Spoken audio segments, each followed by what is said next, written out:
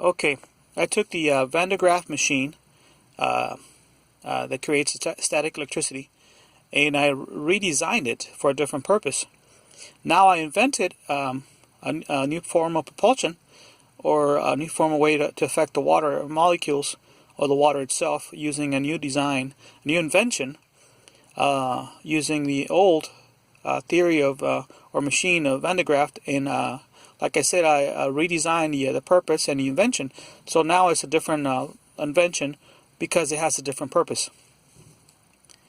Here we have a Van de Graaff machine, and the old one, where uses a design, and it has a simple dome. Well, I took that invention and I redesigned it, and I created this invention. This is a Van de Graaff machine, and as you can see, where normally the dome would be right here, this now has this tube. It could be any shape, square, triangle, it doesn't matter. The point is, it has to rotate. So I added rotation, spinning rotation. Now with this technology, new invention, now you could affect the water from a couple inches apart. So normally, if there's a puddle of water here, you have to put your hand in there to move the water to one side and affect the water. Well, with this new invention, from a couple of inches apart from the water, without ever putting your hand in the water, you just put the Van de Graaff new machine, which no longer is a Van de Graaff, now it's a different invention. You put this machine, and while it spins, you can move the water to one side and then to the other side, without ever putting inside the water. I mean, you can, but you don't have to. Now the machine is rotating and spinning, but the water a couple inches apart will also be spinning. Like in this diagram, it's spinning, but it's not touching the water, and yet the water is being affected. It's creating a swirl because it's spinning. So my invention is pretty much, I just created the form to spin static electricity. Now I created a spinning static electricity. Instead of just going straight to the source, the old Van de Graaff just shoots static electricity in one direction. My new invention spins rotation. Now that spinning creates a spinning vortex of static electricity. The spinning vortex of static electricity is good for propulsion, like I have over here. You have a canoe here, and this is a paddle.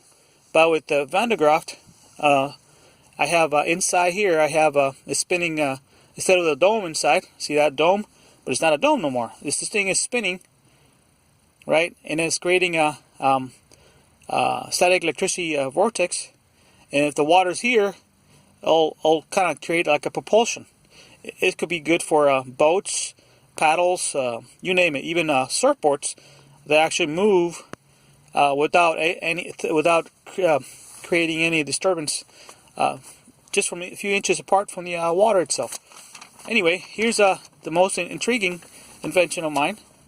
It's not sure it's going to work or not. It could work, but I think I might have created, maybe, we'll see if it works, a static water force field. See, this is a Van de Graaff on one side, and Van de Graaff on the other side. But since I altered the technology, it's no longer a Van de Graaff. Now I call it static water force field or static propulsion, which is totally different technology, because instead of the little regular dome, stationary, this dome here, right here, and this dome over here, it's no longer stationary. It's spinning. So it spins, and the other side also spins. And what I have inside, maybe a track, like a track for these spinning sides. So this is just a track. There's nothing in between, besides these, besides the arc dome on each side, and the arc dome spins, right? Spinning real high velocity. On this side, the arc dome or the Van de Graaff, old Van de Graaff, is spinning. So these two are spinning, but in between there's nothing. There's just air. In other words, there's no glass, no nothing. It's just spinning by itself. It's just hollow, just like a fan. The fan blades are solid, but in between the fans, air goes through, but there's no material in between the fans, right? The fan blades. Same principle here.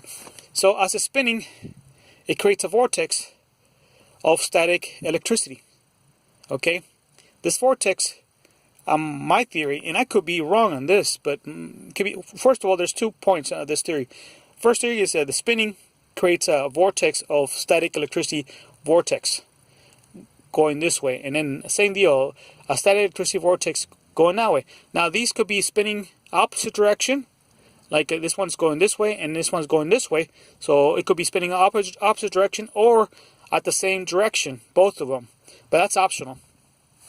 What it does, in my theory and my opinion, and like I said, I'm not 100% sure, it has not been proven, but in theory, as it spins, it creates a static electricity force field that will stop the water from going inside. So it's like an invisible force field. Okay, normally when you put a static electricity, like your hand or a wand, there's or something that's got a charge next to the water will attract toward the static electricity charge. So if your hand is full of static electricity, as soon as you get your hand close to it, the water will get close to the drip of water will get close to your hand, or your comb will get close to the water. The water itself will get close to the comb. But if it's spinning a high velocity, actually that might actually be opposite. It might actually repel the water, like a fan. A fan and air doesn't really, it's just the point that a fan pushes air and that's pushing the air and this pushes the air. So if this thing spins a lot, instead of attracting the water, the magnetic field may be used to repel. Not the magnetic field, the static electricity may be used to repel the water to create a force field. That's one theory. And like I said, I could be wrong on that. This further testing needs to be done. But the other thing is, one thing's for sure, it could be used for propulsion. Now we could use the here's what the electrons from the water, because remember, water is basically ground. So you could put a cable here somewhere, and my design is capture the electrons to the water from the earth, because the water is basically grounding. So the water is grounding. So now we have a water shuttle, a water craft. They can move around in the water with the force field. The force field stops the water from going inside, and not only that, you get the static electrons from the water being the grounding the water from the earth. So basically you grab the electrons from the earth through the water, and then boom, you travel through the water like a submarine or like a fast moving object.